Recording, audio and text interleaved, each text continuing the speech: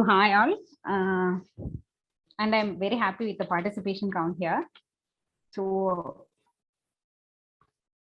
very warm good evening to all, and I hope everyone is doing good. So we had an interaction now. So yesterday, it's the day 2 of Engineering Foundation program, and yesterday we have discussed one topic of physics. So today we'll be concentrating on mathematics topic. So it's a very easy topic of mathematics. So let's see.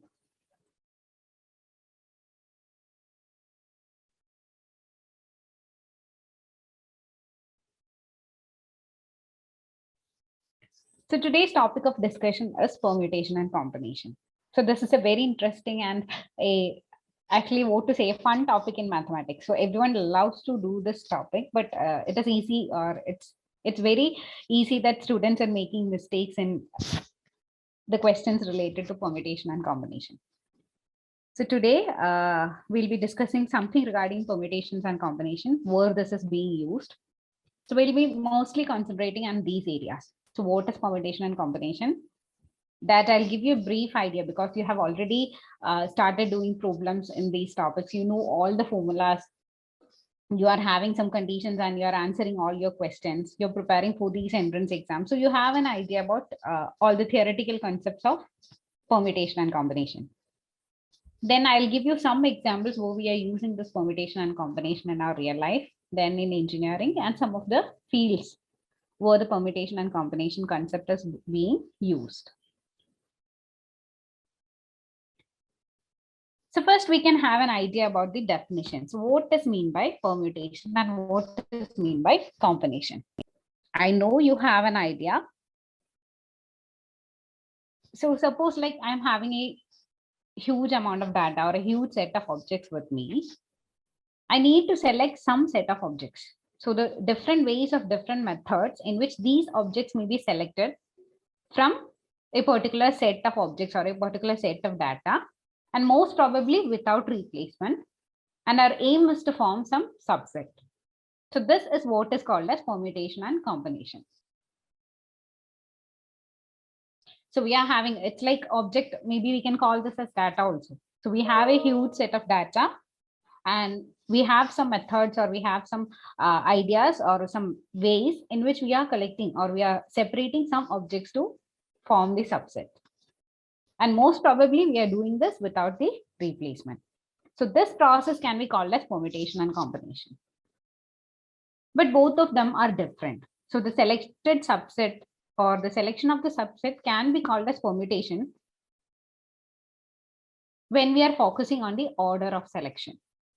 And if the order is not a factor, or we are not giving importance that much to the order, then we can call it as a combination. So we have a common definition with a slight difference between both these concepts.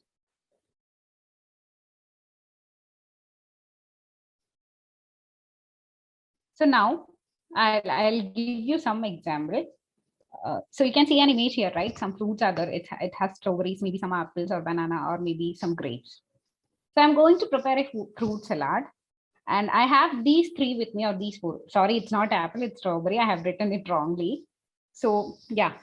So I'm going to prepare some fruit salad. So it's a combination of maybe strawberry or grapes or bananas. So here in the case, it's the fruit salad itself. Here there is no this order of the events. So what the order is, it's the fruit salad. So we have it as apple, banana, or grapes, or strawberries, or maybe bananas, grapes, or strawberries. So everything is fine. That is the first case. So the second case is, you can have a video here, right? You can see that someone is trying to unlock the door and they are trying to put their pin. So it's a combination of some of the digits. So let us assume that the combination to this lock is 472.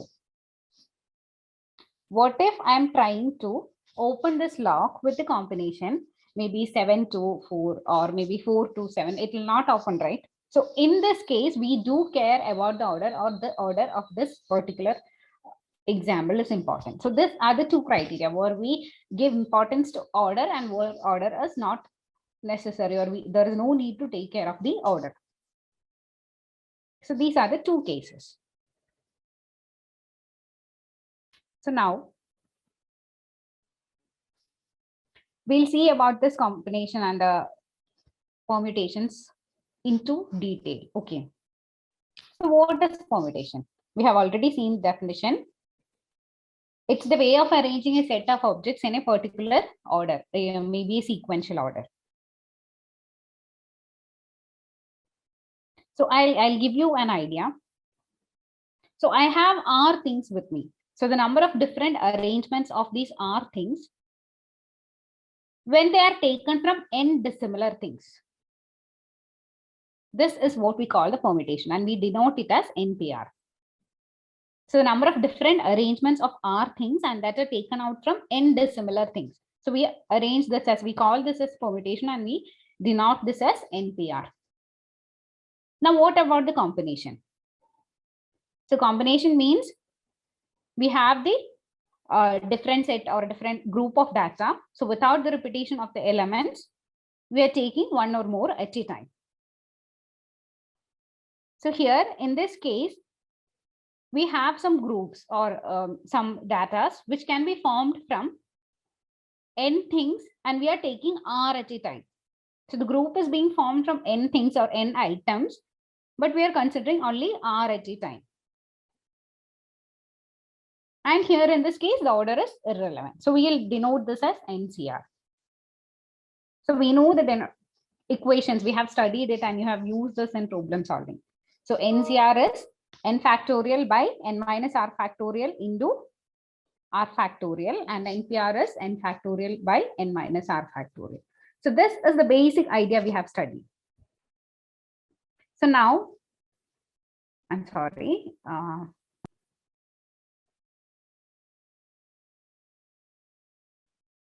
Yeah, I'll give you some more idea about this permutation and combination.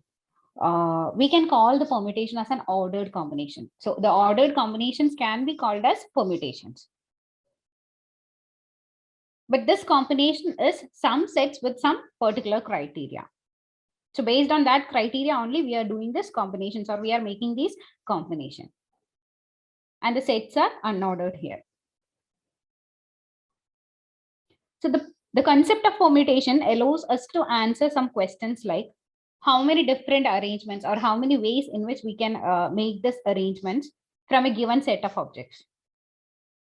And the concept of combination, which will help us to answer the question like from a larger group of objects, how many groups or how many sets can be formed, how many set of objects can be formed from a larger group, or how many set of data can be formed from a larger set of data.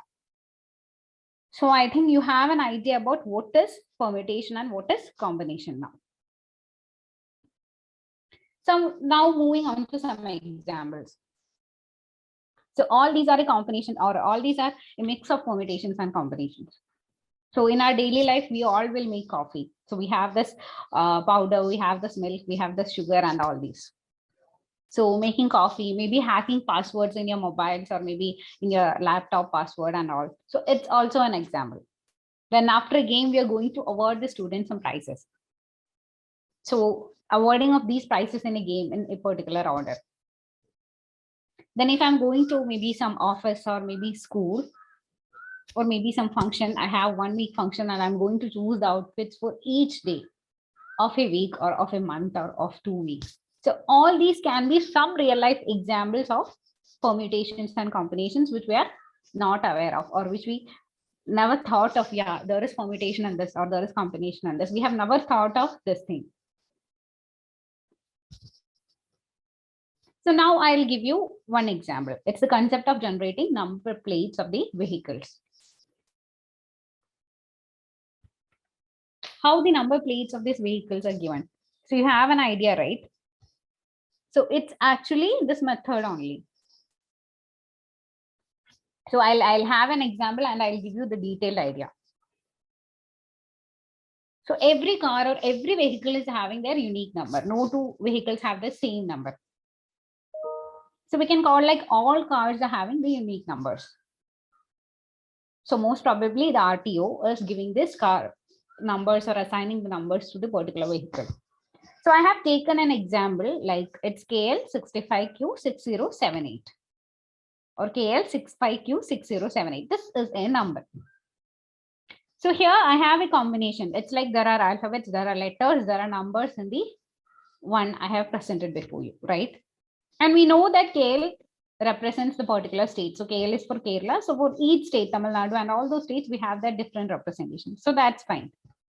And what is this 65? This 65 is the city code. So that is also okay. So we have the state and the city code for the first two sections. So we keep it aside. Then what is this Q6078? What is there in the Q6078? It is actually the number. So this is also a combination of letters or alphabets or numerals. So if I'm having this 5 digits or 5 spaces, how many number plates can be generated?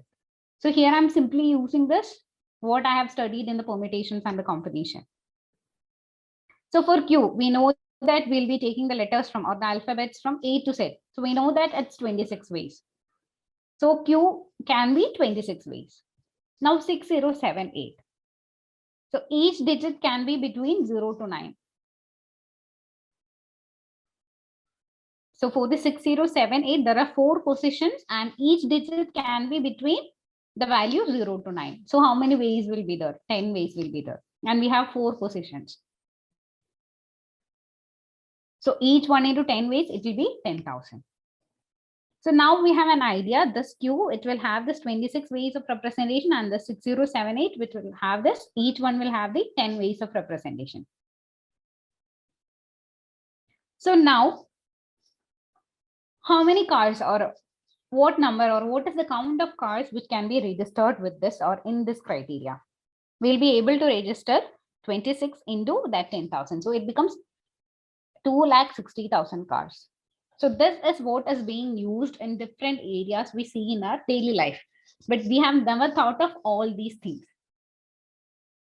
And another example is, if in these cars, let us consider like there are 2,60,000 is already over, it's some vehicle. So this 2,60,000 is already over. So what is the next concept? We'll introduce one more letter that is being done by the departments.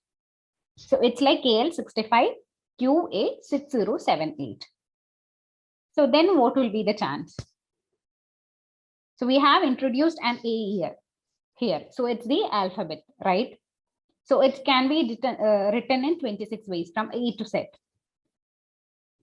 So the total number of cars, the count of the cars that can be registered can be 26 into that 10,000. So think about the increase that has happened. So this is one example which I want to tell all of you. So I think you have an idea about, now you have received, I'm sorry. Just give me a moment. Okay. So now you have received some idea about the total number of cars that have registered. So this is a perfect example for this permutation and combination concept. We have done so many problems in our school, like maybe there was some vessels or some boxes, this much balls are there, this much are red, this much are yellow. All these are some of the common problems or common questions which we have encountered. So this can be an example of the concept of permutations and the combination. Now we'll move on to the next part. Now, which is the field in engineering which uses this concept more? And one more example I wish to tell us, this is the same thing which is being used in the generation of telephone numbers. We have this 10-digit numbers, right? 10-digit mobile numbers.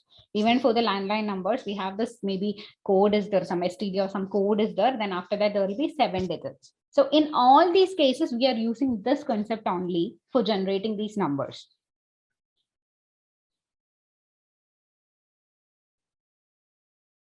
So now we will see some of the applications.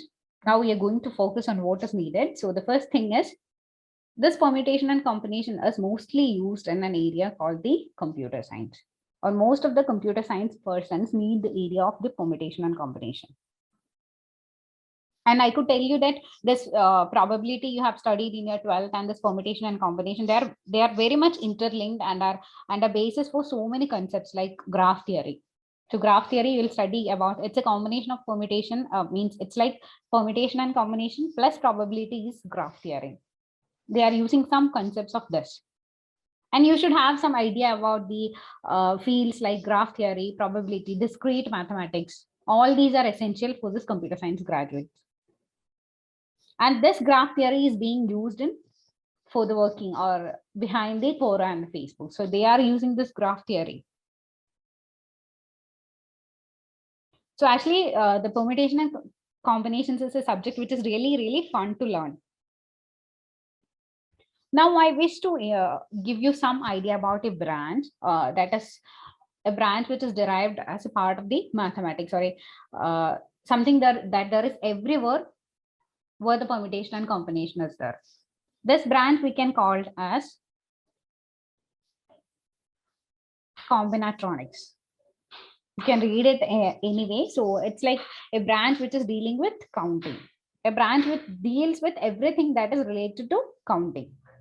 So I'll give you some questions like, if you want to check an algorithm, the efficiency of an algorithm, or if I want to know how the data is stored in data structure, how much efficient is it, or what is the chance that an algorithm, what is the probability that an algorithm will give me a correct answer. So in all these cases, there is something which is related to this counting or something which is related to this mathematics. So all this is being dealt by the branch of mathematics, which is called the combinatronics. So now, which can include or which can have a combination of this probability, the factorials, all the things you have studied in your school. So there are courses which are teaching you this particular area of mathematics. So this AI and all, they are also AI and all with this mathematics. This particular section of mathematics is providing a lot more applications or a lot more uses to the persons. So now we'll see the different fields which are using the permutation and combination. So you heard, I think you have an idea about, or you have at least heard all the topics referred here. So the first one is computer architecture, then communication network, then cryptography and network security, computational molecular biology, pattern analysis, languages, security. So we'll see each and everything in detail. So the first one is computer architecture. So I'll tell you, it's something related to, so this computer architecture is something related to the basic architecture of the system, or it's something related to the chips. We can call these chips as the basic building blocks of a computer system.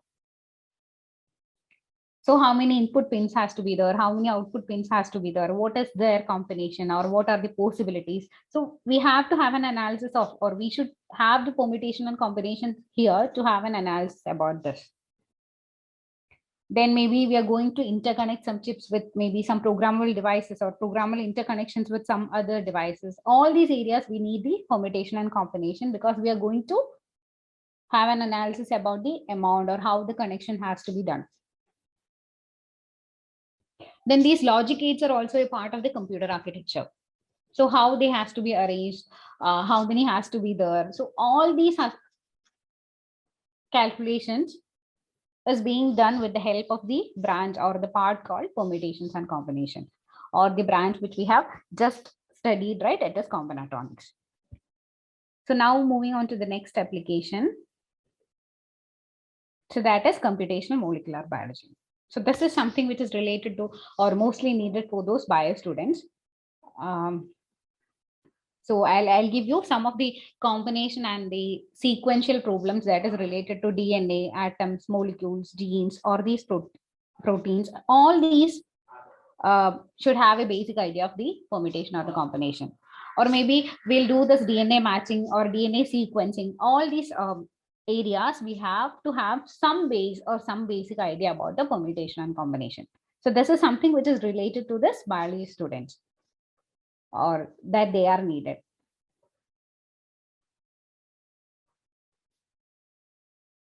So now moving on to the next part, that is security.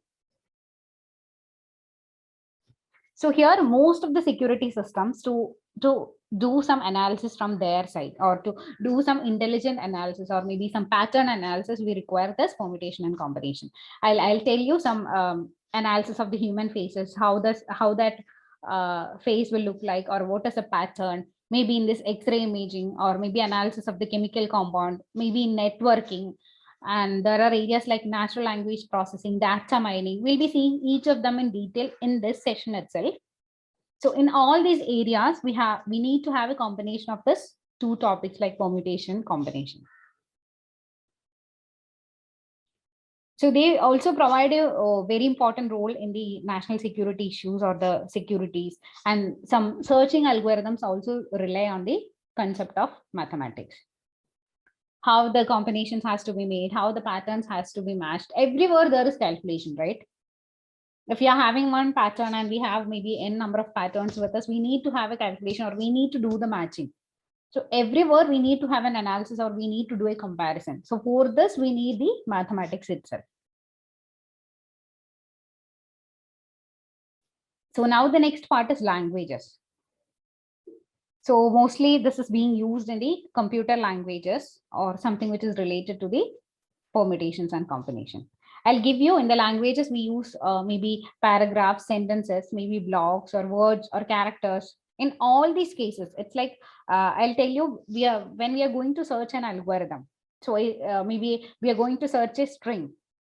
We have to rely on this permutation and combination. Or what will be if we have a word like, yeah, I'm having a word like your computer. So it is having some combination or some arrangement. So there is also the thing called the computations and permutations and the combinations. I'm extremely sorry. So both of them combined, and we'll have the branch called the combinatronics, which deals with all these applications, whether it's computer architecture, whether it's languages, whether it's networking.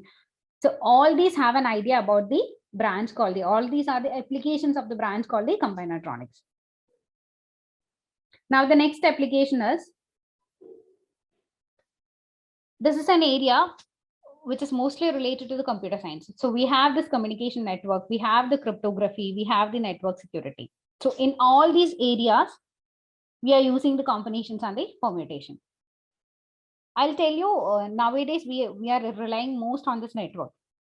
So we are transferring lots of information, and we are mostly relying on the internet for everything. So we need our data to be secured, right? So everything needs to be, we need secure transfer or we need our internet transfers to be secured. So we need it to be our data to be protected from maybe hackers or maybe some viruses and all. So while transferring data, we'll perform the process called the encryption. I know everyone has an idea about what is and the process called as the encryption. So it's like if I'm having some data, I'll be sending it in some other format. So there will be a receiver. If I am the sender, there will be a receiver there. So who will decode it or who will decrypt that data, and he'll have the original one. I'll give you a simple example. If I wish to send a data like ABC, maybe I'll send it like 1, 2, 3. So it's like I have some idea on this encryption. So my receiver will also use the same technique and he'll decrypt it and he can get the data. So in all these fields, we are using these combinations. And maybe in some areas like permutations are used in some of the fast Fourier transforms. So these Fourier transforms are an area where you will study in the mathematics, maybe in S4 or S2. So in speech encryption, speech recognition systems and all use this area of permutation and combination. So the next one is routing. So if in a network, we'll discuss about this routing. So if in a network, we are going to send some packet or data. So if you are sending a data, maybe you will send a data through WhatsApp or maybe you are sending mail. So we are sending a data here, right? So we need to route or we need to perform this routing. So when we are going to evaluate the performance, we should have an idea about these permutations. So now, moving on to the next part, the next application is pattern analysis. So we have seen the pattern analysis already in terms of biology, that is the molecular biology. We have seen the details regarding atoms, molecules, DNA, and all those things. So during their analysis, we need this permutation and combination. I'll give you some examples which is related to something called the engineering.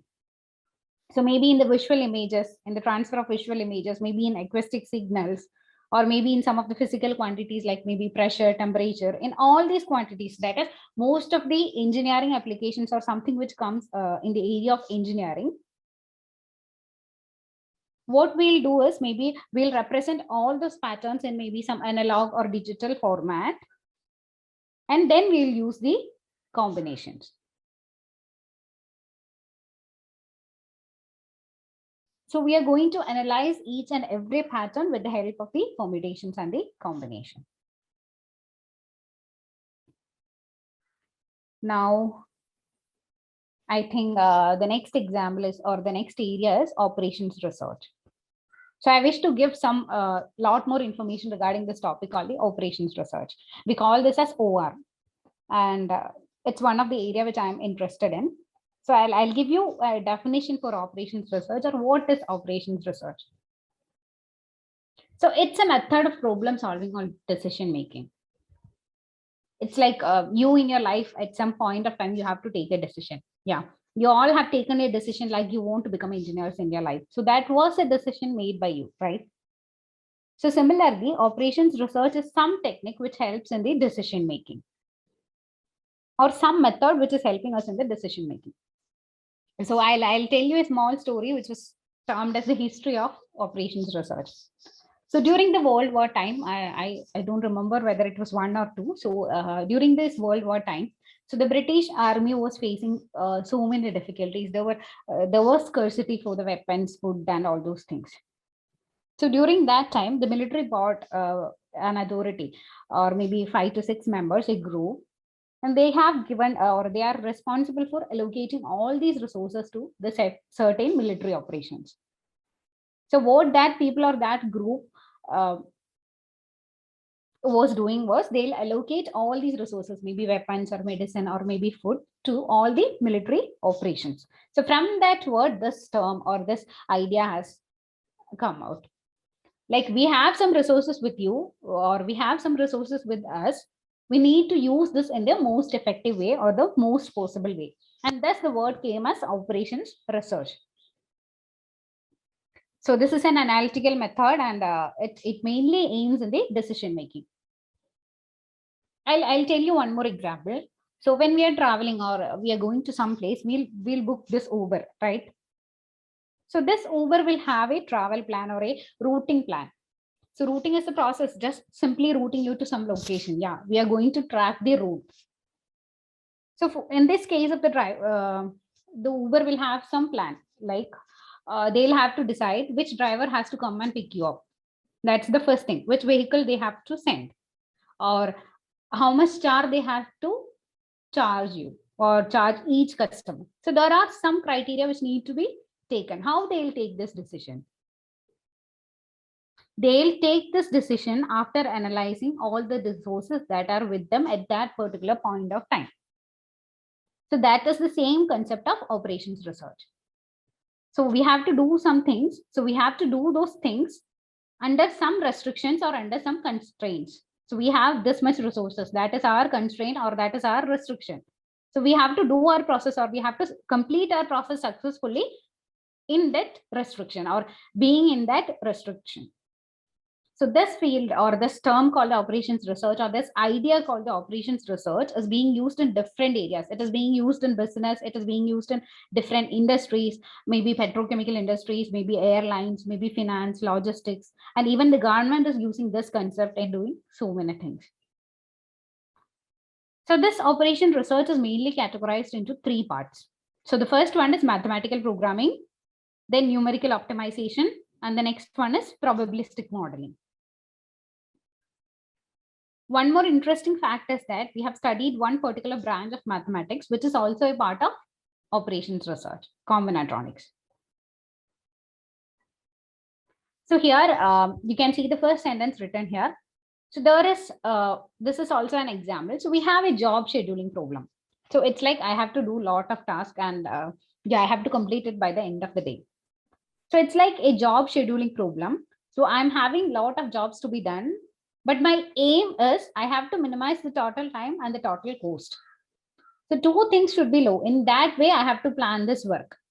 So if I'm planning to do 5 tasks a day, maybe I'm only planning to invest maybe 5 or 6 hours for that task, and I want to get my task done at that time. That is one criteria. And the second one is an example, like if I'm going to travel to some place, I need to choose the fastest route, but the thing is that the cost has to be low. So there are different criteria that needs to be considered while we are taking a decision. So this is the example. So I'll clearly tell you, it's not like an Uber example, or it's not like we are going to somewhere. These will be, or these jobs will be something which is being done in the fields like networking, or maybe in some chemical processing plants, or in maybe some search engines, or maybe in some computer system. So I have given you these examples to make you an idea about what the concept is. So now I'll give you another example, that is traveling salesman's problem. So I think you have encountered this term. I know I have studied it in my school days, but I don't remember which class I have studied this problem. So it's like I'm a salesperson, and I'll give you a simple example. I want to visit 5 cities in this particular day. So maybe A, B, C, D, and E. So these 5 cities I need to visit. But the thing is that here there is only one criteria. I need to cover all the cities with the minimum total distance. So what I have to do? It's like you are simply planning a trip to somewhere. What you will think? You will have the whole plan, right? I'm sorry. So you'll have the whole plan, right? So which place you're going first, and what all things you'll do, how much days you will spend there. So all these things you will be considering. So just give me a minute.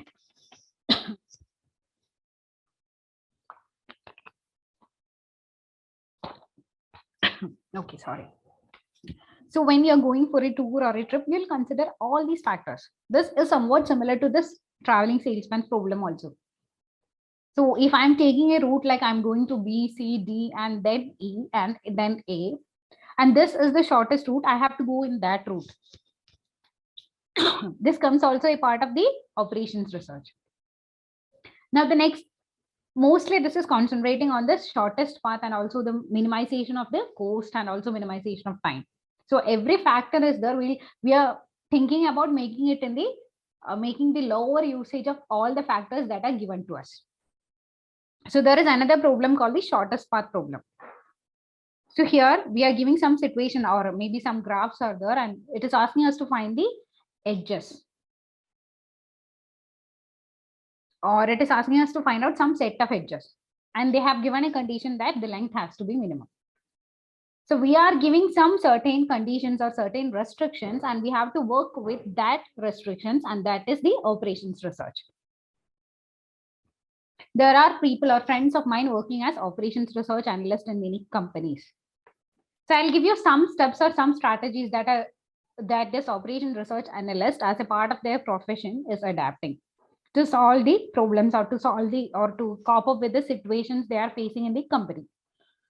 So the first thing is they have to identify the problem. It's similar to our life itself. If we have a problem, we have to clearly identify what it is. So the first step is we need to identify the problem. Then the second step is, this is somewhat related to the mathematics or the statistics or the combinatorics and all those branches. So what we have to do? In the second step, we have to come up with a mathematical model. It's like, I'll tell you. So we call these engineers as problem solvers and problem formulators. They themselves create problems and they will come up with methods to solve this problem. Similarly, here, this operations research analyst, they'll have some mathematical model, and they'll have an analysis of, they'll have a list of solutions to work out, maybe 5 or 6 or 7 solutions they'll have. So then they'll think about what will be the output if I'm taking this first solution, if I'm taking the second solution. So they'll themselves have an analysis about it. So after having this analysis, they'll test the model, they'll test the solution, then only they'll implement the solution. This is the work being done by an operations research analyst. So this is a profession where so many people are employed now. And this is mostly being used in the industrial research area. And this operations research and combination with artificial intelligence or machine learning is doing so much of things. So it's like this concept is to make more complex decision, or is to help in taking more complex decision as a part of their job.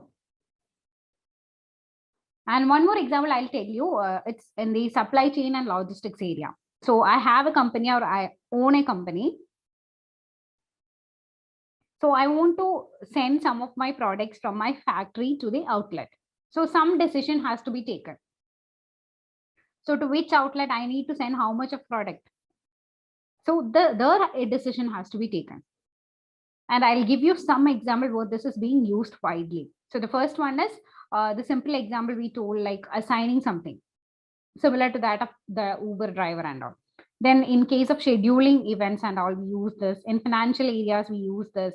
Then in smart bidding, maybe in the routing of routing to different locations. Then we use this in different fields of engineering. This is being used by different types of engineers. In the hydraulics and piping engineering, they use this to control the amount of water flow. They have to analyze so many criteria and then they have to take the decision. This is being used in game theory. Mostly the network engineers for the packet routing or the data transmission, they use this to control the timing and all, they use this. Also for some of the biological systems or the business, they also use the area of the operations research. Now, the next area is scientific discovery. This is a very simple topic. So what is scientific discovery? It's the process of finding out something, right? So discovery means the process of finding out something. So here are discovery. Many scientists have discovered so many things. So discovery can be like maybe they discover some new objects, some new things, maybe some properties of some chemical substance. All these are new discoveries. So the basic idea behind these discoveries, I'll give you an example with the what I have given in here. So it's like I'm performing, or I'm going to perform a chemical or a biological reaction. I have some of their formulation. So what I'll do, I'll perform what the chemical operation or what the biological operation I have to do. I'll perform that operation. And in all the step I'm performing, I'll have some byproduct, right? Maybe I'll have some base, I have some molecular compound, or I have something with me as the product. So I'll keep this as the solution. So I'm doing some task, and at each step, or while I'm performing the task, I'm getting some output. So I'm numbering these outputs as 1, 2, 3. And then what I'm going to do is I'm going to match this with the criteria that is given to me. Maybe they have asked me, or they have given me some rules or some set of criteria.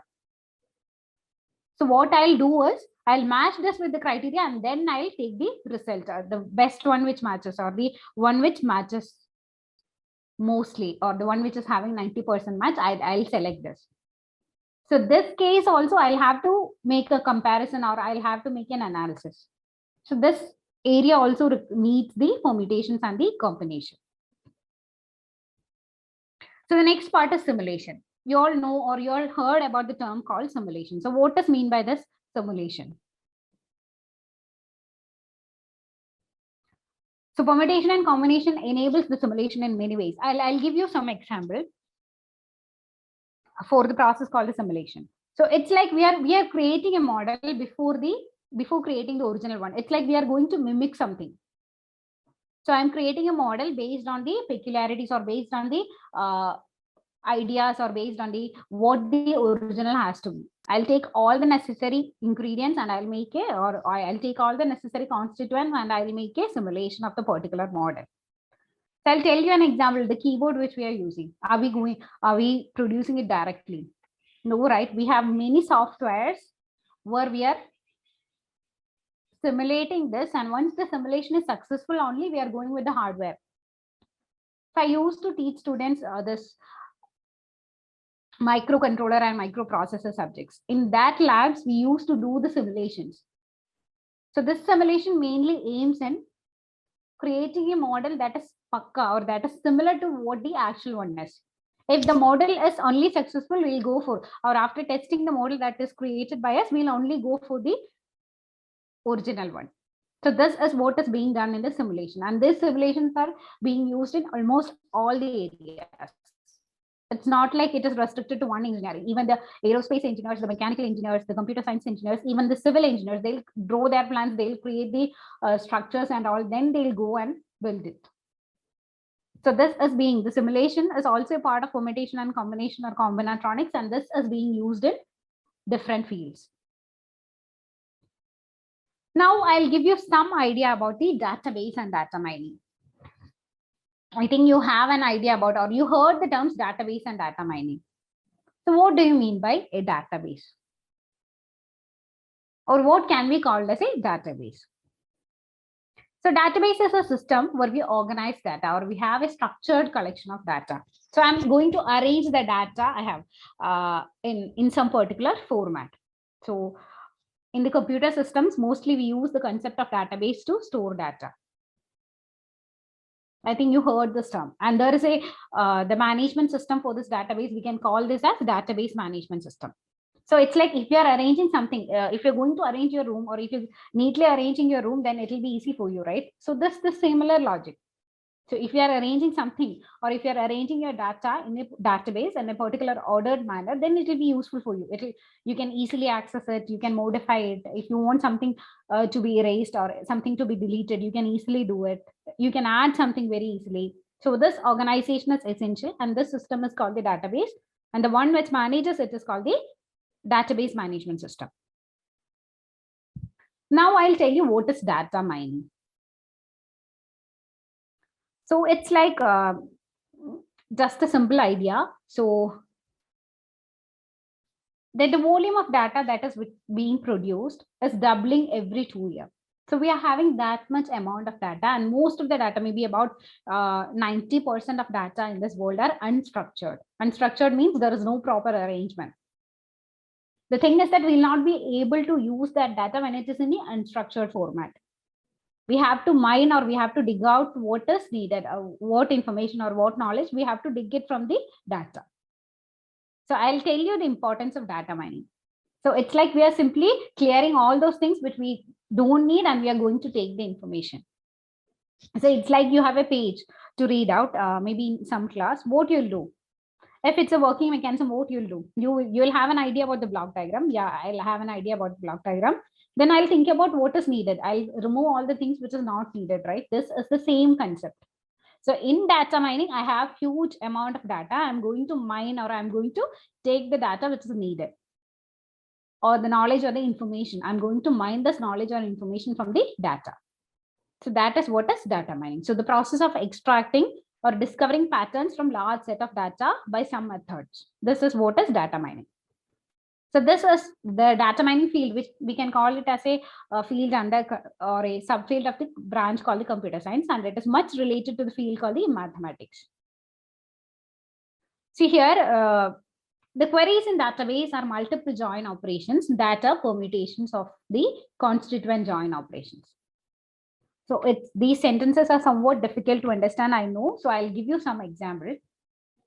So you have your midterm exam in your class, and your class consists of maybe 40 students. So you have all the students list, maybe roll number, their name, and the marks in all the subjects.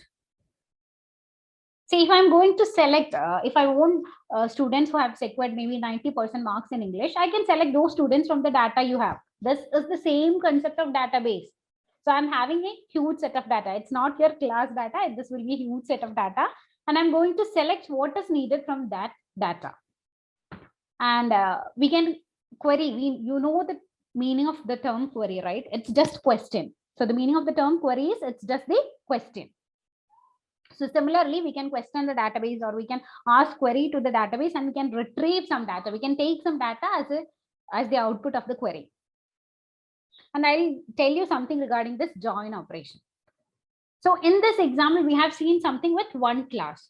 So if you are having 12th classes in your school, maybe of science batch, and for both these classes, I have this midterm marks with your roll number, name, and the 6 or 5 subjects mark. So if I am going to perform this join operation, maybe I can get the data from both these classes. So it's like I have 2 tables, or I have 2 maybe databases, and I'm going to join them, or I'm going to collect some information by joining all these 2. So this is what is we call as the join operation. So the next example or the next feature of this database and the data mining is this is also related to the area called the artificial intelligence. So in this artificial intelligence also we have this information or this data. So we are going to manipulate this data or the information using this permutations and the combination. And there are some terms which are written in the lower part, the knowledge discovery techniques under uncertainty. So Bayesian network, the fuzzy logic graph, set theory, all these are some of the theories which you will study, which all the students, respective of their branch, whether they are chemical, mechanical, or civil or computer science, all these will be the theories maybe you'll study in your first year, because the subject is common to all the students.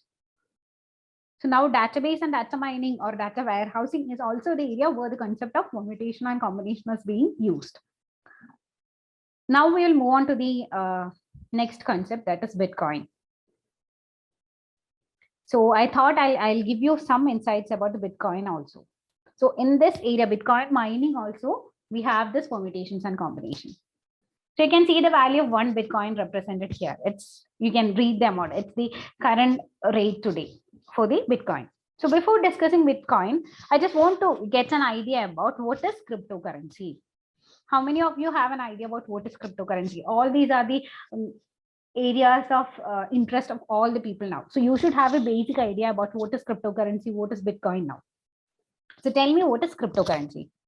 You know, it is a digital currency. Yeah, it's not that kind of paper currency or something like digital. We can call this as something like digital INR or something. So this is the money which is instead of the paper money. And we uses this to, or we perform some online ledger transactions with this. And there is some medium for those people to exchange the money, and there is no restrictions or no restrictions from the government side. There is no government control for this cryptocurrency, or there is no government interference for this cryptocurrency. So here in this cryptocurrency, all the transactions are done through the network. So we use this cryptography technique to make this process secure, or we use some of the cryptography. We use the technology called the cryptography to make this process secure.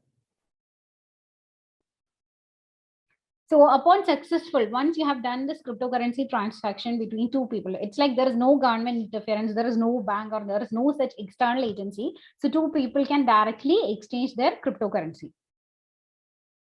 Okay.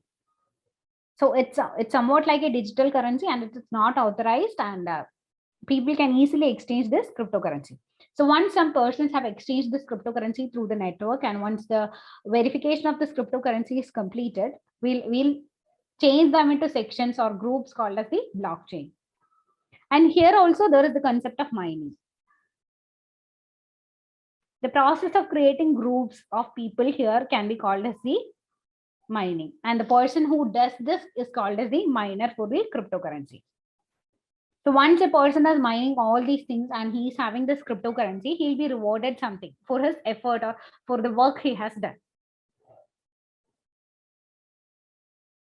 So I'll give you why this cryptocurrency is this much popular. I'll give you some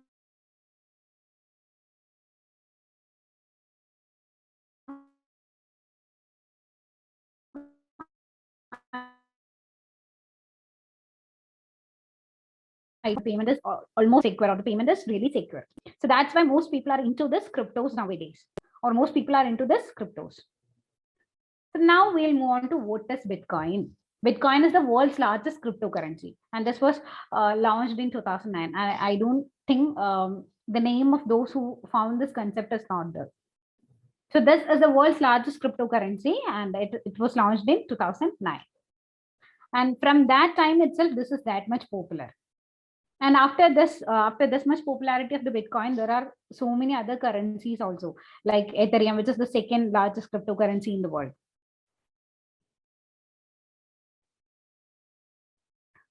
So this uses some concepts like NFT, that is the non-fungible token. All these are some concepts which are under the term called the cryptocurrency. So this cryptocurrency or this Bitcoin is now really popular. So it removes all the intermediary professionals, maybe banks or maybe some financial people. So the parties or the people can directly interact and they can directly communicate the or they can directly transfer the money. So I'll give you some examples for those who have not understood what is this. It's somewhat similar to the concept called the stock market. So it's like before investing in stock market, what we'll do? We'll do a good research about what is the current situation, what will happen when something occurs. So we'll have a correct analysis. Similarly, there are Bitcoin apps and there are people who are investing in this. And it's also like in share market, we'll buy some shares, and when the amount is high, we'll sell that shares, like we'll have some profit. This is similar in this Bitcoin also. So we'll buy some cryptocurrency, and when the Bitcoin price increases, there are people who sell this and earn some profit. But the thing is that this will not be converted into another form of money. All the reward the people are getting is in the same form of the cryptocurrency itself. So it's the decentralized digital currency. And we are obtaining it through the process called the mining. And the transaction fee is also really, really low compared to the other systems. So here also we'll have this transactions, we'll have this mathematical calculations and all. So I think you have an idea about this Bitcoin and the cryptocurrency now. So this is one quote by Bill Gates. I thought it's really important. So the advance of technology is based on making it fit so that you don't even really notice and it becomes a part of our everyday life. So we are using so many technologies without thinking much about them in our day-to-day life. So that's the end of today's session. And if you have any doubts or if you want to discuss anything related to this, you can directly mail to efp@amrita.edu or you can contact me in this number. So thank you all for attending.